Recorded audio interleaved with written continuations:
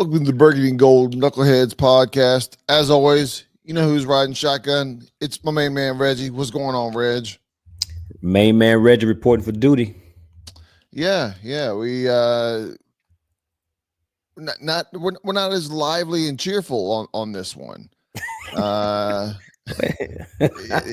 I'm gonna go ahead and say I'm not gonna say low energy, but it's not high energy. Let's put it that way. low low energy. Okay. I Well, didn't. No, I said it's not. I wouldn't go as far as low energy, but it's not high energy, right? I mean, you can probably hear my voice a little bit. Is it's not as bad as sometimes, but it's my voice is even affected a little bit on this game. So okay. Okay. Well let's get into it, man. Let's before we get into it, okay, appreciate everybody for listening and tuning in. And to get the commercial business side of this business out of the way, please go ahead and like, subscribe, and share this podcast with all your family and friends. Black Friday's coming up. Thanksgiving's coming up. Sit around and talk about our podcast. Talk about those guys, those two knuckleheads over there in Dallas, man. But yeah, and on a serious note, continue to share, like, and subscribe. That way, you get notifications when we put these podcasts out. But that being said, King, let's get into it, man. Let's get your initial thoughts, your feelings about the game. well, I think Just your overall thought. We'll get into some of the specifics here in a little bit. overall, I think you know Washington's a solid team. I mean, you don't get to prior to this game, you don't get to 7-2 without being at least a solid team, right? But there are different levels of 7-2. Correct. And the teams that we have played so far that I would consider playoff teams, we have not quite been able to crack the code. We're playing right with them, right? Tampa Bay, we lost that game by a little bit more, but we saw potential in the team. Even though we had our defense at that point wasn't playing well, young quarterback, kind of scaled back vanilla offense, beating the bad teams, which in past years we haven't done. Right, if we do beat them, it's difficult. We're putting away the bad teams and not going down to the wire on most of those games. But then you got Baltimore, went down within the last few minutes of that playoff team. Another facing up against Pittsburgh today. You had every chance to win this game. You really did. And you just didn't quite get it done. And Washington needs to find that little tweak, that little it factor across the board to get over that little hump. You're right there. You're right there. You could almost see over that mountain, but you slip back just a pinch, just in time to come up short. Yeah, for sure, man. My initial thoughts on this game is there's one side of me that is extremely happy about where this team is. To your point, we're beating the teams that we're supposed to beat, and we're very competitive with the teams that are supposed to be top level teams. And including today's loss, we were close, almost, and even had chances to win games against Pittsburgh, and Baltimore. I'm going to exclude the Tampa game. It was week one. We're nowhere near the team that we resembled in week one. But that being said, we are a lot further along, and things that have been checkpoints along the way, I can honestly say this team has passed each of those tests, and I can say we are a legitimate team. We are a legitimate team, folks. Now, the other side to me is I left the bar after watching the game today completely digested, a little pissed off, a little irritated, because I know that the team that played not only Baltimore, but the team that played Pittsburgh today was better than what we saw. those teams didn't just beat us. We kind of beat ourselves in both of those cases. But focusing specifically on today's game, we'll get into some of the specifics, but the drop passes, the lack of conversions, and we allowed Pittsburgh to hang around. And sure enough, when it counted, we couldn't convert the play. And at the end of the day, we come out with a loss 7-3 when technically we should be 8-2. And for those that want to say, well, you could have, but you could have, would have, should have, but we didn't get it done. And that's what's frustrating, because the team is good enough to have gotten it done and they didn't get it done. Right. And so, because the floor has been raised, right? We're no longer hoping to be invited to the party. We're one of the good teams now. So there's a level of expectation that we should compete, we should win. And some of the things that took place in today's game was as a result of our own doing. Right. If you're going to be a good team that competes with the good teams, then you can't do those kinds of things. And so I walked away a little bit dejected, but I'm trying to keep everything in perspective to recognize that this is year one, right? Yeah. I mean, we're 7-3. The Commanders are 7-3 at this point, 10 games in, and win or loss. I think this is the only game where I think the outcome should have been different, right? Even our wins and losses. Now you could say the Hail Mary, maybe we shouldn't have won that game, but we dominated the whole game, and we shouldn't have let Chicago back in it. This is the game where you kind of look and go, oh, man, to your point, shoulda, coulda, woulda. I think we had 6 dropped passes, and then 2 dropped punt returns, right? And all the passes that were dropped, to the best of mine, I'm almost positive. Everyone that I'm replaying in my mind, I haven't had a chance to go back and watch the game again, but every single one of those was for a first down or touchdown, right? Okay. The De'Ami Brown drop in the end zone for a touchdown, we did come back and overcome that and score a touchdown, right? But that's a catch you make in the backyard, right? There was no pressure. There was nobody within not one arm's reach. There was nobody within 2 arms reach of the guy. He did everything right. The play was dialed. He made his cut. He made his move. He was open and just dropped the ball. Zach Ertz dropped 1. Noah Brown, I think, dropped 2. Luke McCaffrey dropped 1. I'm not even going to try and butcher his name. Number 14 that dropped 2 punts. One Zacchaeus dropped 2 of them, recovered 1. One was lost for a fumble. He dropped a pass as well. So you got to look in the mirror from an offensive perspective and say, man, we had it there. I think you got to execute. You got to finish the execute, but the game was there for us to win and just didn't. And I think number 14's name is Olamide Zacchaeus. You want to give it a try? No, but we're going to give you credit. You don't want to give it. You're just going to call him Z? I call him 14. Number 14. All right. Well, at any rate, he did, man. I'm like, how's this guy forgetting how to receive punts 10 weeks into the season? But the thing about Zach Ertz drops is that they at least one I recall was a drive killer, and another one was a first down and everything. I'm going to say at the end of the game that was a bad spot. I don't know what the NFL league office watched on the replay to say that was not a first down. I don't get that, and I know that the game should not have come down to that one play, but you still got to get the play correct. And that was a bad spot. That should have been a first down. And Washington should have been able to keep the drive going.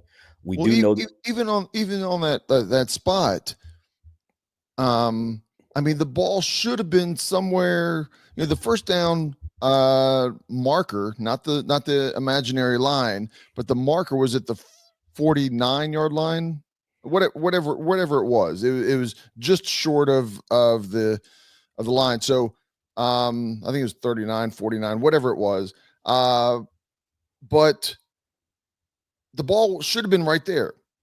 Maybe 6 inches shorter, maybe 3 inches shorter, but they marked it a full yard shorter. it was a terrible spot. I mean, it wasn't even close. The ball, it should have been within, I'll say, a football's length decision where they actually had to come out and bring the chains out and make the decision, right? Yeah.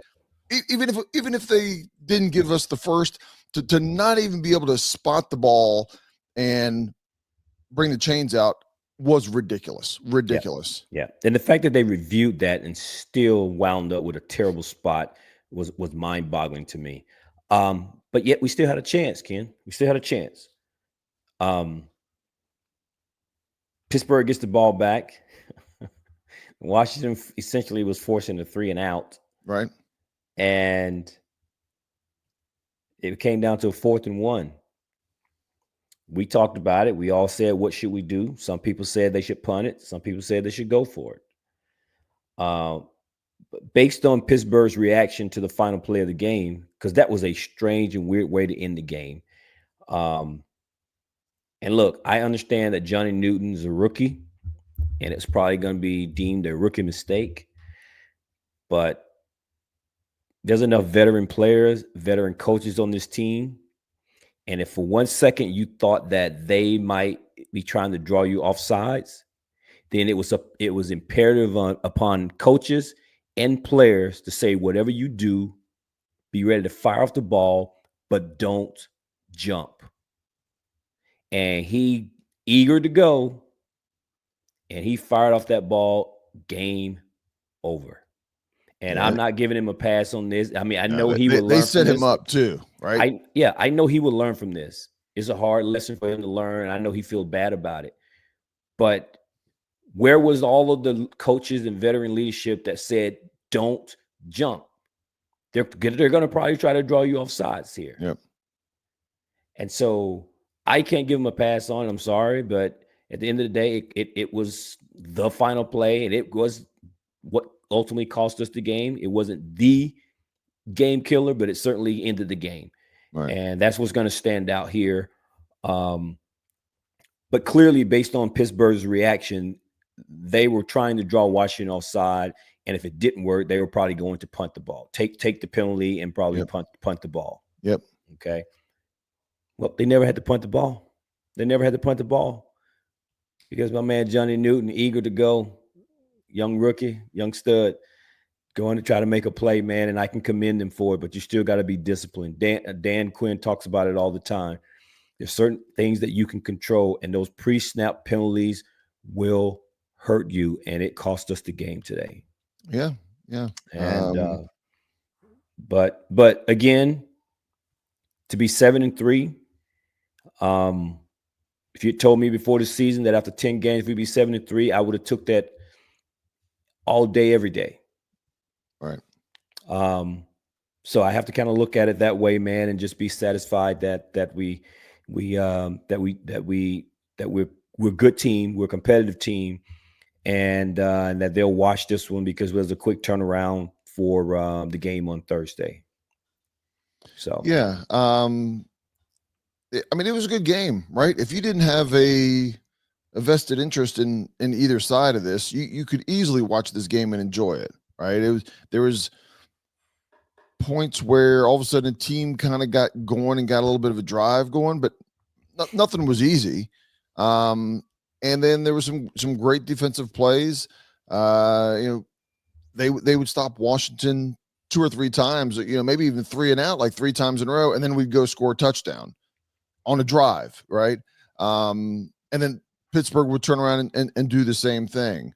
I think from a strategy perspective, I think we definitely missed B-Rob. We didn't run the ball terribly effectively today. I think we're let me see. Let me look real quick. We had 60 yards for the day, rushing the ball. Eckler was 13 for 44 yards. Nichols and Rodriguez had a combined 6 carries for 11 yards. Now they picked up some first downs, kind of lowering their shoulder a couple times on those, which were good. But we never established a run game in this game, and I think again with B Rob being there, we may have been a little bit more focused on running, and who knows if it would have changed. But I think the strategy changed when B Rob wasn't there. Yeah, and all of that may be true, but even with that, Ken, we still had a chance to win this game, Absolutely. right? We got in the second half of this game, and Washington got off to an extremely slow start. I think they had, let me look at my notes here. I think they had 19 total yards of offense in the first quarter. Right, we're talking one of the top scoring offenses in the league, and had 19 total yards in the first quarter. Then they got it going in the second quarter, and I think the second quarter alone, I think they had like 95 yards. And then it was very, very, very important that the way Washington sandwiched 2 touchdowns, one at the end of the half, and then they came out as we got the ball coming out of the second half, and then went down and got us another touchdown. So we scored 14 points on 2 straight possessions and made this a game. And then at that point, our offense just stalled. Stalled meaning we weren't able to get field goals or anything. It's like penalties started to kill us. The drop passes started to kill us in the second half. And all of a sudden, you're looking back now, if you convert and get 1 or 2 of those field goals, you win the game. But instead, you get drop passes or penalties that kill drives, and now Tressway is having to punt the ball. Or we're now getting a sack because it was misblocked or something, and Jayton's getting tackled for loss or flushed out of the pocket, having to throw the ball away. And now all of a sudden, again, we're having to punt the ball instead of kicking a field goal or get a touchdown. And our offense went flat, and Pittsburgh just continued to chop wood and just come back. And long drive. I think they had a very, very long drive in that fourth quarter.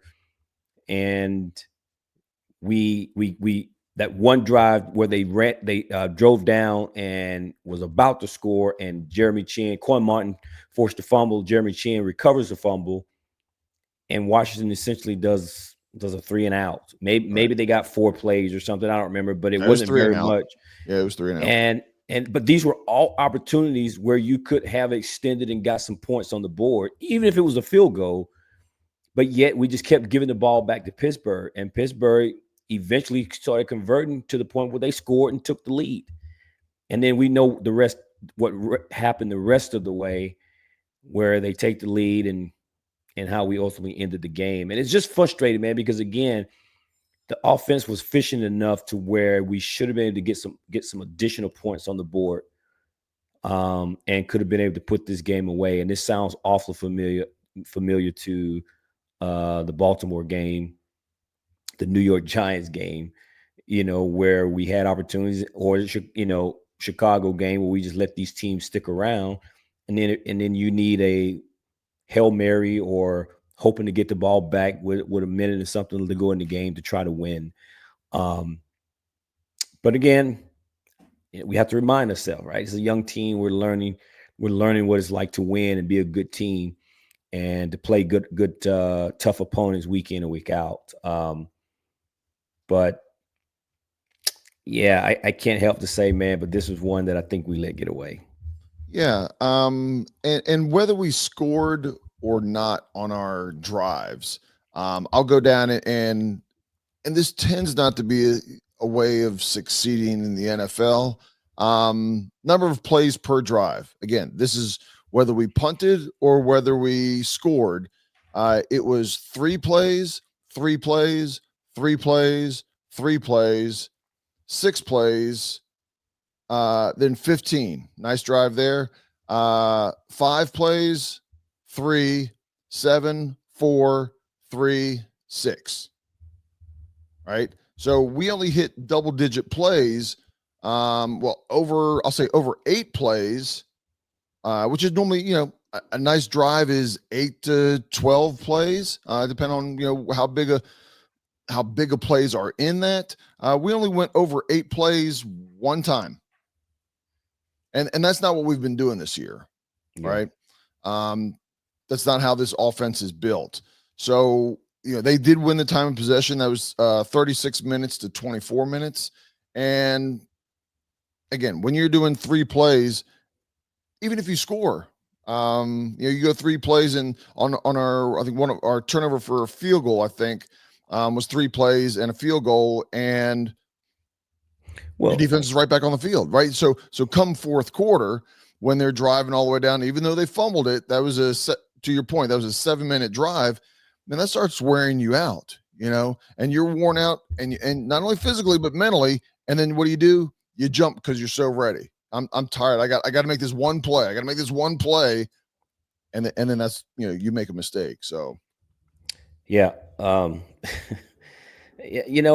and we talked about it, how Washington offensively was out of sync. I mean, and listen, let's not take anything away from the Pittsburgh Steelers. right, They're a good team, and so they're going to get paid to make plays. They're going to, they're good at what they do, and the offense looked out of sync early. We talked about it during the game, and Jayden looked like he had happy feet. I'm not saying he was seeing ghosts or anything, but he didn't look as calm in the pocket as he has in the past. He looked a little skittish. He looked rushed. He was falling away as he's throwing some of his passes. The windows were tight. We know that they're, again, Pittsburgh's a good defensive team. They were bringing some pressure, and their secondary linebackers were covering very, very well. And so the windows were tight, but it wasn't like he was standing in the pocket, able to just set his feet and make some throws. He was falling away, stepping back, trying to throw into these narrow windows. And the offense was out of sync, and they looked out of sync. Jayden just looked a little uncomfortable in the pocket. I'm not saying that he looked scared, but he certainly looked a little skittish, like he just wasn't settling down in the pocket. And eventually it got better. We got a couple chunk plays, as you pointed out, with some of these drives. But yeah, not Terry, because Terry had 5 catches, I think 113 yards. So he had a right. good day. And Jayden ultimately made his performance look respectable. But early on, it was ugly. It was ugly, man. Well, And we had anticipated it was going to be kind of an ugly game, but or a low scoring game, right. and it ended up being an ugly game and quite a few points put on the board by both teams. Yeah. I mean, where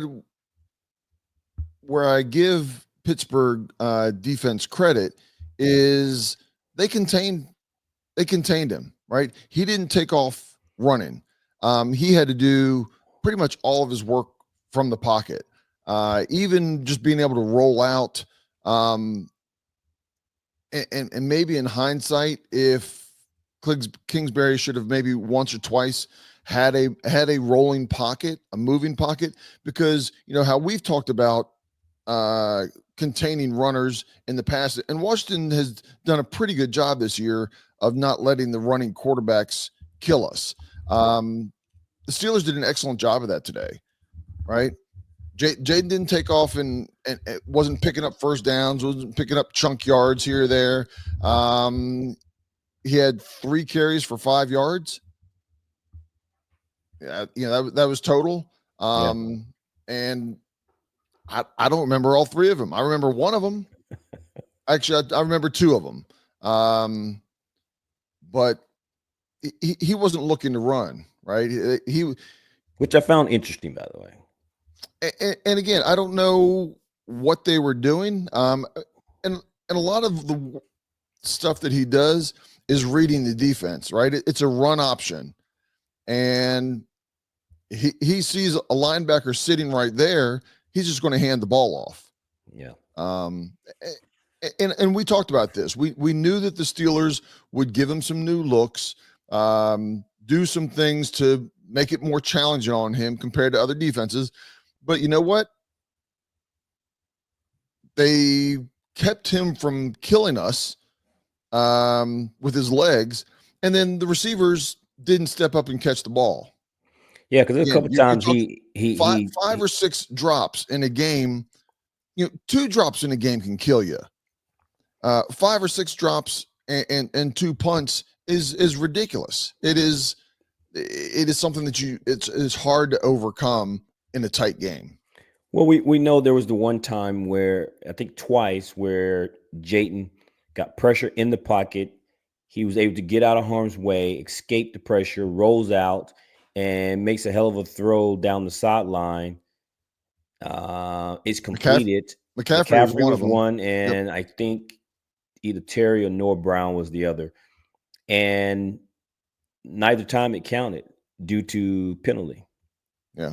So again, when he did get out and was able to escape, make something happen with his legs, or the offense can make a play, it was negated by a penalty Or drop um, ball. Yes. or drop ball. But I wanted to get your thoughts on St. Juice. I know you.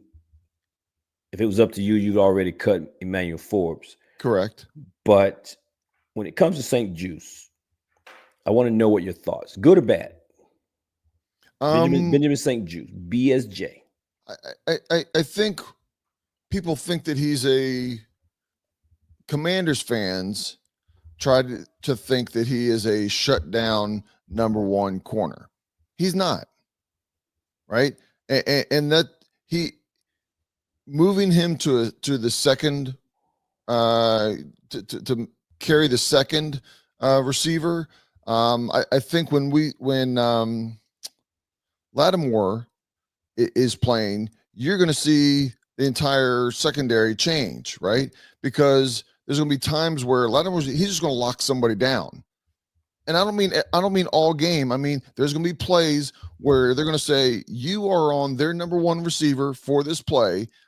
Everybody else might, have some kind of rotating um, coverage, and it's just going to free everybody up. It's going to free them up. Some of the passes from St. Juice today, some of them were just great catches, right? But we've been saying that since he's been on the team. I, but He's always right there. And no. But I mean that the first touchdown, right? Was that Pinkins that caught that?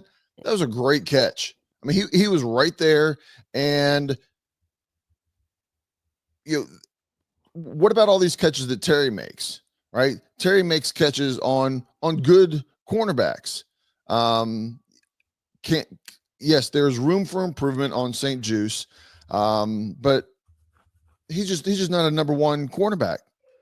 I That's all don't it is. I don't He's a disagree. second, third cornerback, and now that we have hopefully have a solid number one cornerback for the rest of this year and 2 more years on the contract, um, he won't be exposed. I'll use that phrase. You won't see him exposed as much. Well, I don't disagree with much of your analysis. I will say this. Um, I think that St. Jude's gets a lot of flack from Commander fans because he's always on the other end of penalties, flags, pass interference, or simply just situations where he's just getting beat. Right. But due to the makeup of our team and the construction of our team, he's asked to play out of position from the standpoint of he's asked to cover top level, top notch number one wide receivers, and he's not a number one corner. So because of that, we have to live with the results of his play. And the results of his play is he's just not good enough to make things happen. And so with that being the case, we end up seeing a lot of those things happen where he's getting burned, man. And I can't wait for Lattimore because when Lattimore gets there or starts to play, then hopefully we'll see a transition. He'll be able to do some things. Yeah. I mean, look, we overall we played well today. Um, and I mentioned that before this game, depending on whether we won or lost, I don't know whether it's going to be next week or the week after, but we're going to be better with Lattimore on our defense. We're going to be Right. better with B Rob on our offense, right?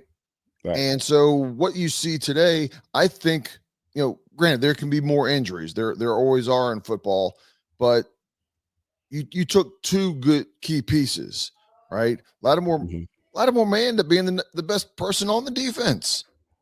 Yeah. When healthy, he may be the best defensive player, and he's not there. Not granted, he hasn't been there all year long, so you can't use that with St. Juice. But I'm just saying we anticipate we can be better over the next couple weeks with B Rob and Lattimore getting healthy and being on the field.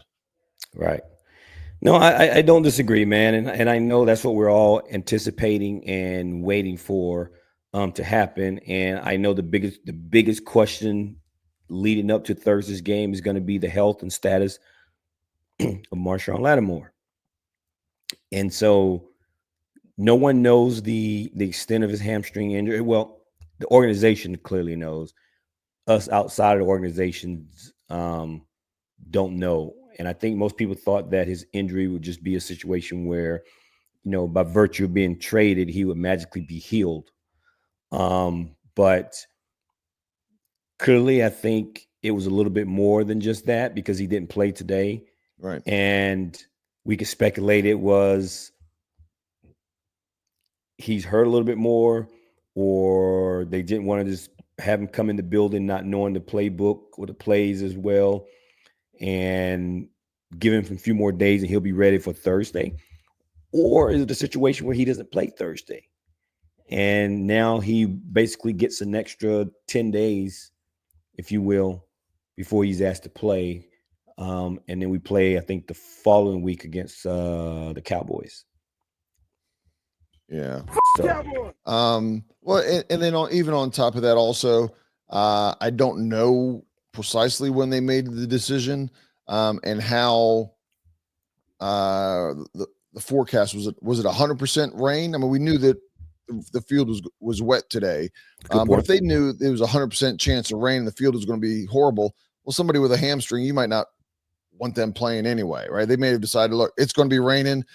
He's just recovering. If he had to, if today was a Super Bowl, yeah, he could play, but we're just going to hold him off because we want him for the rest of the season here. Correct. And so that's not that he's going to play Thursday. Don't know, but it wouldn't surprise me, to your point, that he misses Thursday as well against the Eagles, and then when it's Cowboys, he's good to go, and we'll be good with him the rest of the season. Well, I can't wait to find out, man, because I'm anxious to get him on the field. Right. I'm anxious to see his impact to our defense and the changes that comes with that. Um, I'm looking forward to it, but based on today's game, man, on once in one sense, I'm happy that I can truthfully say that we have a team.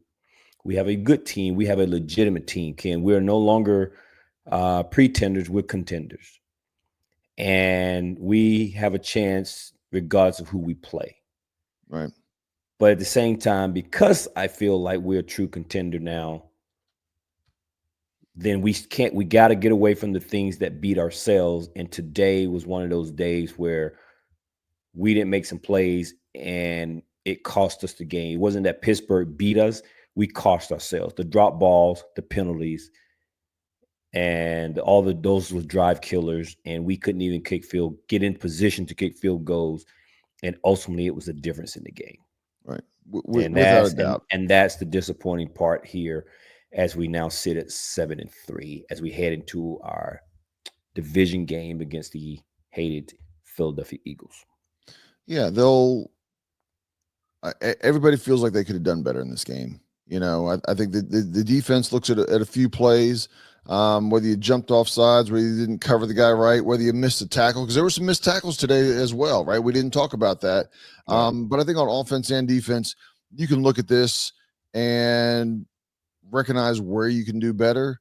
And there's not time to linger on this. You played a good game. You could have played better. Let's patch ourselves up. Sit in the ice tub, sit in the hot tub, whatever you need to do, and be ready for Philly in 4 days, right? And Philly's playing a late game against Dallas in Dallas. So they got to travel back and get ready for Washington now. So we'll see how that goes. Well, let's do it. Let's do it, man. Let's do it. Well, you got anything else? Nope. We're gonna have a podcast here covering Philly, previewing that game. That's gonna be a big game. I mean, not only is Philly a good team, but at this point, that is our competition for the division.